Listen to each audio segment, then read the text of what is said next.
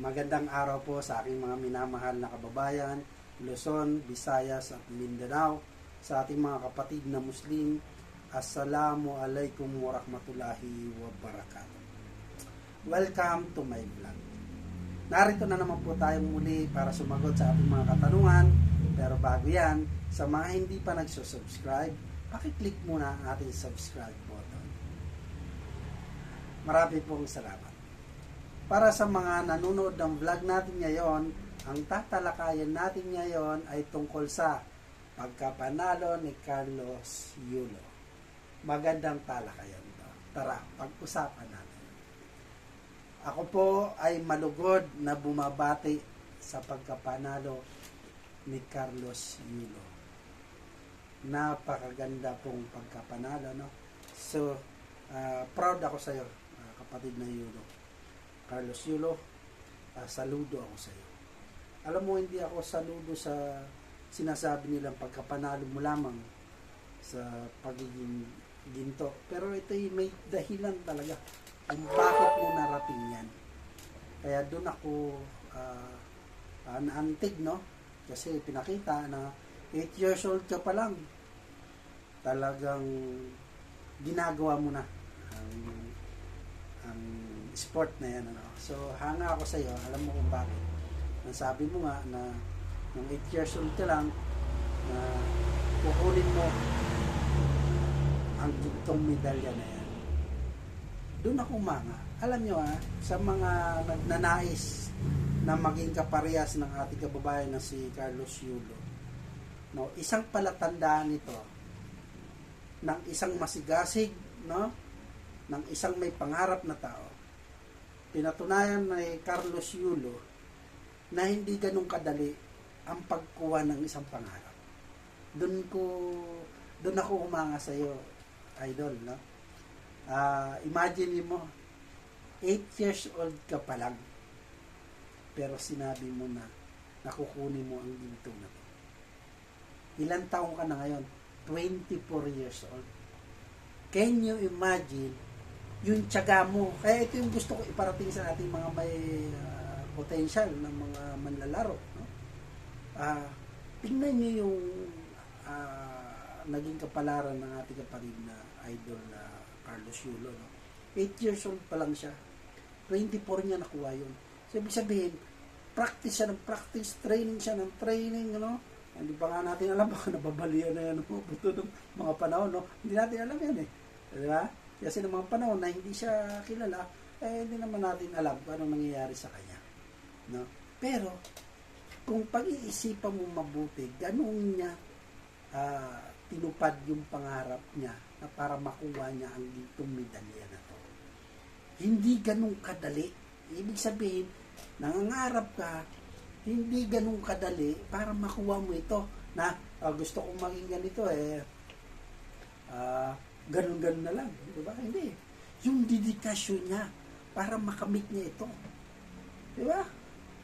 Yun ako saludo talaga sa kanya na pinapakita niya sa ating lahat na hindi ganun kadali ang pagkuha ng isang pangarap. Di po ba? Kaya deserve mo yan, Carlos Yulo. Ano? Saludo ako at congratulations uli sa iyo.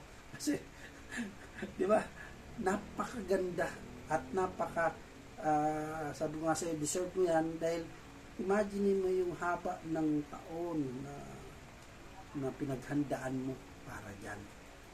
Kitang-kita na namin talaga. Yung yung moves mo, pag paulit-ulit kong pinapanood, no? Talagang kakaiba. So, hanggang sa huli, talagang para sa iyo. Talagang sa mga nag-akyat ng mga gintong medalya sa ating sa Pilipinas, muli talagang hanga po ako sa inyo at iniidolo ko po kayo, no? Siguro yan ay para talaga sa inyo, no? So maging huwaran ka, no? Sana magkaroon ka ng tutukoy sa ating mga manlalaro pa, no? Na bigyan mo pa ng lakas ng loob, no? Ikaw mismo sa sarili mo, alam mo kung paano dapat ito matupad, no? Kumbaga, sige lang, ipagpatuloy lang. Kumbaga, ito yung darating ang panahon, makukuha mo yan. Diba? Ganyan yung motivation mo sa sarili. So, muli, congratulations sa iyo, Carlos, at sa mga naglaro pa natin, no? Congratulations sa inyong lahat, no? Tungkol naman sa problema ng kanilang mag-ina, no? Alam nyo, ayaw ko makisawsa kasi labas na tayo dyan. Pero siguro, bilang anak, may papayo ko lang sa ating kapatid na Carlos Yulo. Kasi pag pipiestahan ka talaga, no?